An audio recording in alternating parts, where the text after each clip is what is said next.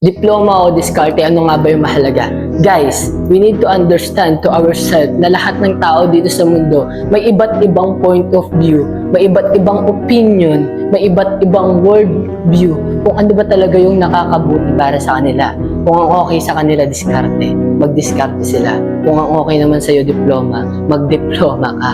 Kasi lahat ng tao dito sa mundo, pare-parehas tayo guys. Pero nagkakaiba lang tayo the way kung paano nating isipin yung isang bagay. Kung ang okay sa akin diploma, hayaan mo ako. Kung ang okay sa akin diskarte, hayaan mo ako.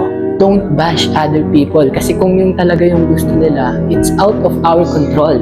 Ang kaya lang natin kontrolin dito is yung sarili natin. Yung ibang tao, meron silang iba't ibang opinion, the way sila mag-talk, the way sila mag-act, the way sila mag-isip, kontrolado nila yung sarili nila. Pero hindi mo yun kayang kontrolin. Dito sa mundo, ang kaya mo lang kontrolin is yung utak mo and yung sarili mo. And kaya ka nahihirapan mostly dahil nagpo-focus ka doon sa mga bagay na hindi mo naman talaga kayang kontrolin. And kung yun yung opinion ng isang tao, we just need to accept it dahil yun yung sa kanila. Meron kang sariling opinion. Yun yung sundin mo. Bakit kailangan mong i-bash yung isang tao? Eh yun yung opinion niya. May sarili kang opinion guys. Mag-focus ka sa sarili mo. Huwag kang mag-focus sa ibang tao. A lot of people kasi nagke-create na lang sila ng content para may ma-content lang sila. For views.